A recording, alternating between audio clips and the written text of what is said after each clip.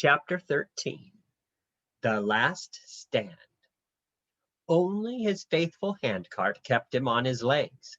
Wearily, poor Bernard struggled on, leaning on its shafts. When he came to a dip, and the cart could roll downhill, he even snatched a brief ride on them. Otherwise, he might have collapsed altogether. By this time, he had lost all sense of direction. He was just keeping on, and it was by the merest chance that he stumbled into a little track beaten through the undergrowth where the going was easier. At the end of the track stood a charcoal burner's hut. Bernard stopped outside simply because he had to stop somewhere. He didn't knock at the door, only because the charcoal burner was just setting out to do a little poaching on his own account and saw him. Did Bernard speak up to show he wasn't a burglar? "Any knives to grind?" asked Bernard hopelessly. "Nary a one," said the charcoal burner. "No scissors of your wife's?" suggested Bernard automatically. "No scissors neither," said the charcoal burner, "to the best of my belief." He looked at Bernard shrewdly. Even the disguise of a knife grinder, and after all his dusty travels, couldn't conceal Bernard's inherent respectability. "But since you're such a decent-looking sort of mouse, I'll ask." "Don't bother," said Bernard. But the charcoal burner was already calling over his shoulder. "Martha," he shouted, "any scissors to grind?" "What, at this time of night?" called back his wife inside the hut. "Whatever makes you ask?" "Just because here's a decent-looking mouse willing to grind 'em," called the charcoal burner. At that, his wife came out to see. She too gave Bernard a good look and shook her head regretfully. "Neither scissors nor skewers," said she, "but I must say mice seem to be mending their ways. For let alone, here's one earning an honest livelihood. That little white lady in the child's pocket had the prettiest manners I'd ever seen." Bernard was up in a flash. All his weariness was cast aside like a mackintosh when the sun comes out. "When were they here?" he asked eagerly. "Why, this same night as ever is," said the charcoal burner's wife. "They left not an hour ago." "Which way?" gasped Bernard. "Since there be only one track through the forest at all passable," said the charcoal burner, "you'll have no difficulty in following them." With but the briefest word of thanks, barely remembering the civility of a pull at his whiskers, Bernard seized his handcart and rushed off in the direction indicated. He was but a mile behind Patience and Miss Bianca in the dovecote, but Torment and Tyrant, to say nothing of the chief ranger, were still between them. 2. The reason the chief ranger wasn't already up with his bloodhounds was that, like every other wicked person, he feared the brave farmers of the Happy Valley. They turned angry, contemptuous faces upon him even when he was hunting poachers. If they had guessed he was hunting a child, and a girl child, they'd have ducked him at least, if not tarred and feathered him. But his long-booted legs he should have overtaken Patience in the forest itself, and indeed only the accident of her finding refuge in the charcoal burner's hut had saved her. But when he perceived, upon examining her fresh tracks, that she had actually gained the Happy Valley, he held back, waiting till dead of night, when all the brave farmers would be asleep, and trusting to his bloodhounds to find and hold the quarry. He knew that at his whistle and call of "Come, Tyrant! Stay, Torment!" the one would rush bounding to fetch him, while the other remained on guard. So exactly it happened when he at last reached the sunken road. Shrill blew his whistle, carrying echoed his voice. Within a matter of seconds, Tyrant slobbered beside him under the oak tree. "What? No blood on thy jaws?" joked the chief ranger grimly. Has one small maid been too much for 'ee? Ah, well, so maybe her grace'll like it better to have her back alive." Then he followed Tyrant along the path to the Dovecote. One hardly knows whether it is a point in his favor or not that he'd have preferred to find the remains. The chief ranger himself thought it a great point, as showing he was such a kindly-natured sort of chap he'd much rather all was over before he got there. The pleas of poachers regarding their wives and children, he used to say often quite upset him, as he broke their wrists with his cudgel and set his dogs a-tearing of their raiment. He was none the less prepared, duty being duty, especially with a pension in sight, to fling Patience over his shoulder and carry her back into servitude with the Grand Duchess. Outside the Dovecote lay Torment on guard. "What, no blood on thy jaws either?" joked the chief ranger. "All work left to yours truly. Well, well, why didn't you go in after?" "Ladder, ladder, ladder," bade Torment. "Oh, so she's up the ladder, is she?" said the chief ranger, and pushed his big bearded face grinningly through the Dovecote door.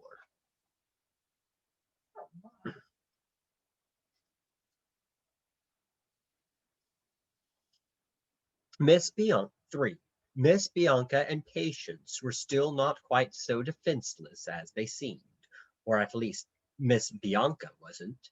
Every word of his colloquy had been overheard by her, and as her ears were sharp, so were her wits keen.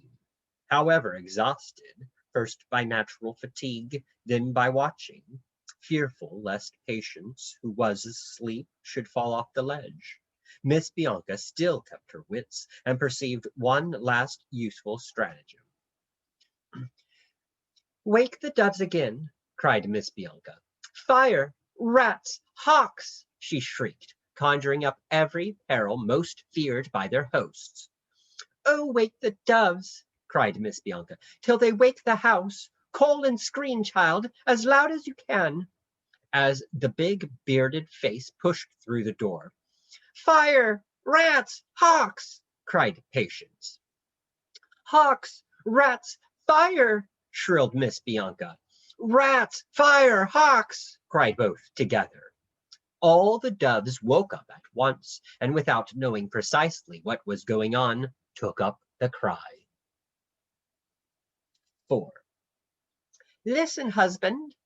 Seems as though there be something disturbable in my dovecote," said the farmer's wife. "I trust no rats found entry." "Doves be so foolish, they'll wake and create at a chateau," said the farmer sleepily. "I'll still take a look in the morning, just to please 'ee." "What if morning's too late?" asked his wife. 5 o'clock's early enough for any man," grumbled the farmer, sinking his big, heavy head back into the big feather pillow. His wife was too good a wife to argue.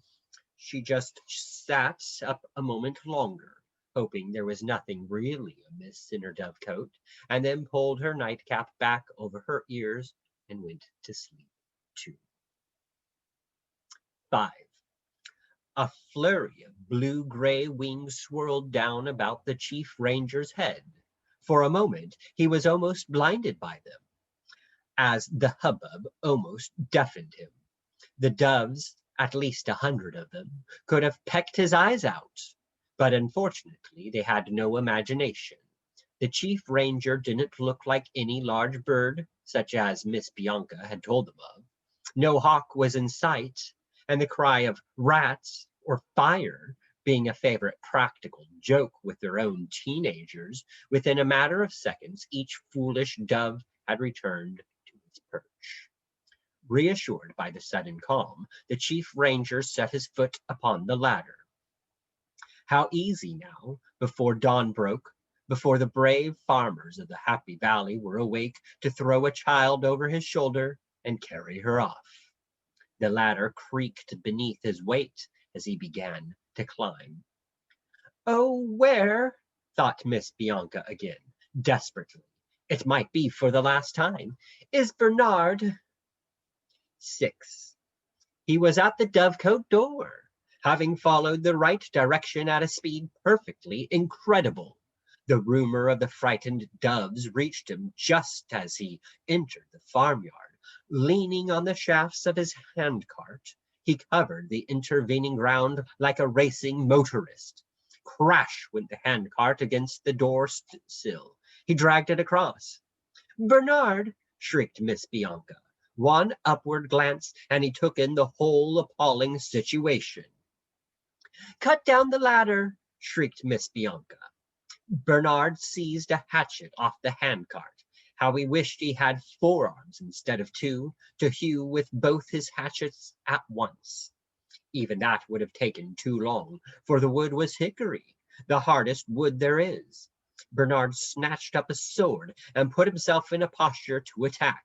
But though he had taken lessons in knife grinding, he had inexplicably omitted to take lessons in swordsmanship. The first flourish of the unaccustomed weapon nearly lopped his own ears off. Bernard flung it aside with a groan. Hatchets and swords had betrayed him, and what use was a part of a lawnmower? There remained only his daggers, compared with the bulk of the chief ranger, no more than bee stings. But in sheer desperation, Bernard seized the one nearest to hand and flung it hard and true at the chief ranger's throat. No more than a bee sting as it was, it made the chief ranger bellow. Like most people fond of inflicting pain on others, he himself couldn't bear even a prick without bellowing. His unmanly roar was his undoing, for who now came running at the uncouth sound but the farmer's 2 big sons?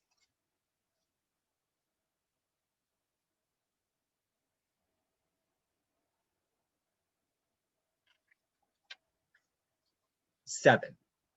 They had been out all night dancing. From the buttonholes on their velvet jackets, the big nosegays given them by their best girls hung droopy but still sweet. Their hair was on end, but still glossy with traces of goose grease. They were so young and strong and jolly, the gay gallivants, that even after polkas thrice encored and mazurkas innumerable, they were still ready to tackle any intruder in their mother's dovecote. Why, 'tis the Duchess's chief ranger, cried the bigger boy fearlessly. What be ye doing here, chief ranger, alarming of our mother's doves? Arresting an escaping criminal, snarled the chief ranger, upon her grace's orders. Both boys stared interestedly up at the ledge. It was beginning to be light. They could just make out Patience's fair head and slight childish shape. Escaping criminal, repeated the younger incredulously. Why, her looks just like her little sister. Chapter 14. The End. Of course, they jolted him off the ladder without the least difficulty.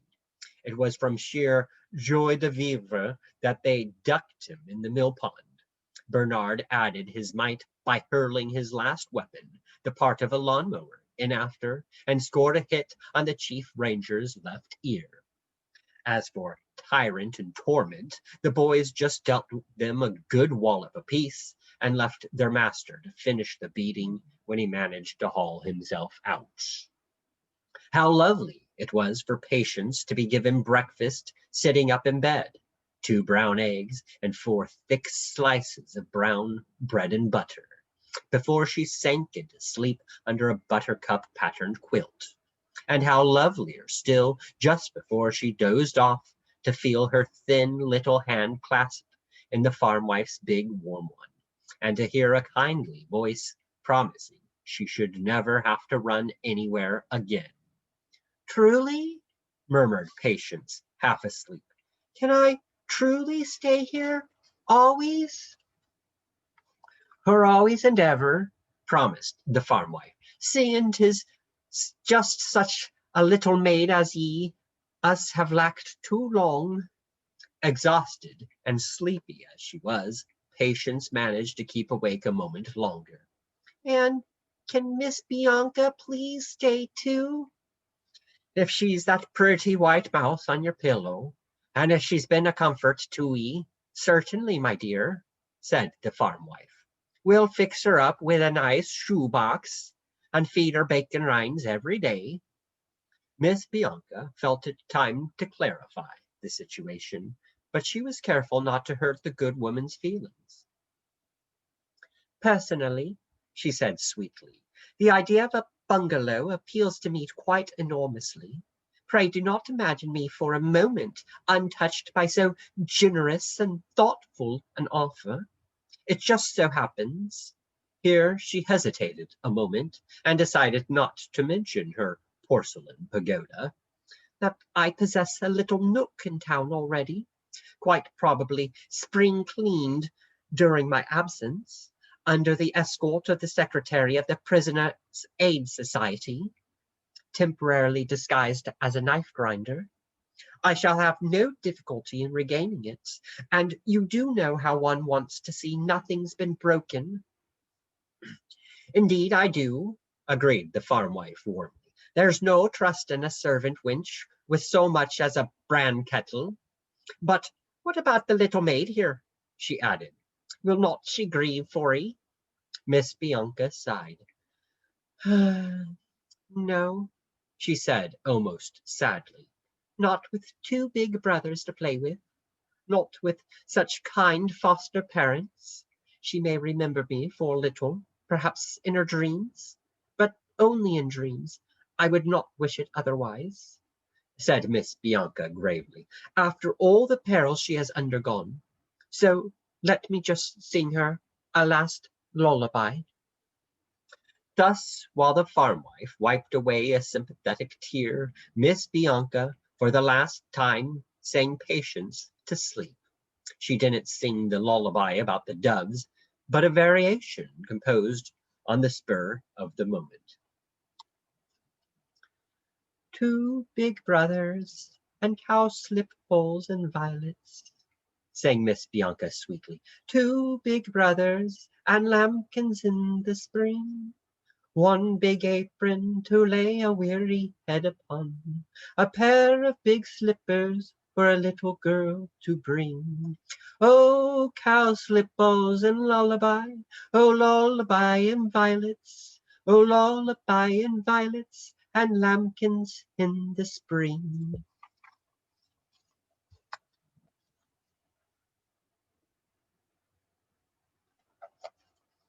As she finished, Patience stirred in her sleep and put out a hand not towards Miss Bianca, but to the farm wife.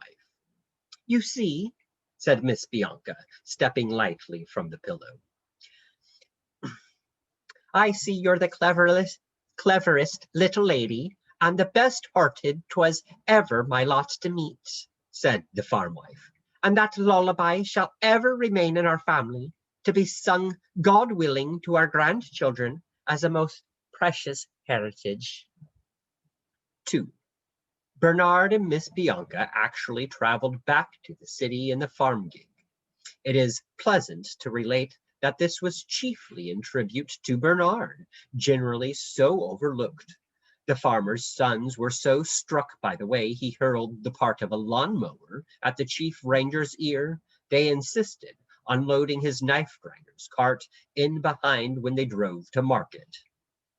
Bernard felt proud indeed, as he was able to hand Miss Bianca into so swift and commodious a vehicle. They sat together on a nice clean egg. Yet even on foot, said Miss Bianca, and through the forest at your side, my dear Bernard, I should have known no fear. What heroism you have displayed! Your attack upon the chief ranger I can compare only with the charge of the Light Brigade as immortalized by Alfred Lord Tennyson. Bernard glowed all over. His ears glowed particularly, where he'd almost lopped them off. Yet How did you know whether to follow? Asked Miss Bianca. Did you by any chance, it was a notion of the child's, find my silver chain? It's in my pocket now, said Bernard. And once I had found it, do you suppose mere bloodhounds would have held me back? May I keep it, Miss Bianca? He asked daringly. She moved a little way down the egg. With every mile that spun behind their wheels, she was nearing her porcelain pagoda and the dear familiar company of the ambassador's son, and all the social duties that so fully occupied her time.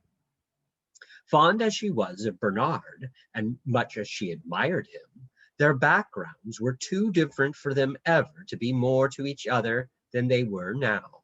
It wasn't that she grudged Bernard the bauble. It was just that to let him keep it would be raising false hopes. Dear Bernard, forgive me, said Miss Bianca. As always, you are my most trusted friend. How many times have I not offered to be a sister to you? 17, said Bernard, and ever with the truest sincerity. But since my chain was a gift from the boy's mother, and since I'm almost sure there's a dinner party tonight, when of course I shall be expected to wear it, I really must ask that you give it back. Slowly, reluctantly, Bernard drew Miss Bianca's chain from his pocket. With a peculiarly graceful gesture, she bent her neck. As Bernard clasped the clasp, their whiskers very lightly brushed.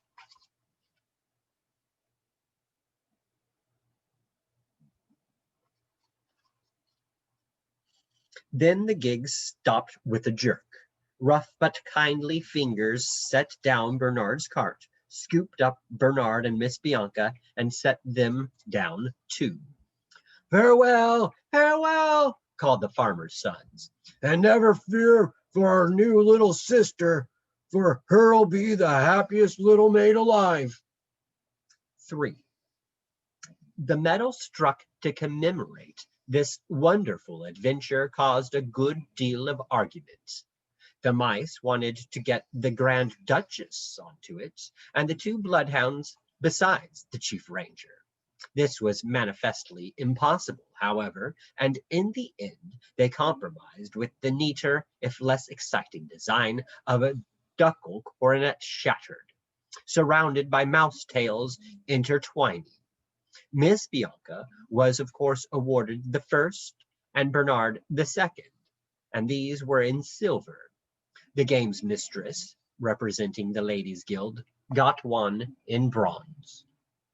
The child Patience grew up to be as good and beautiful as she was happy, and married the elder of her foster parents' sons. They still live all together in the farmhouse in the Happy Valley and put bacon rinds out for the mice every night. The end.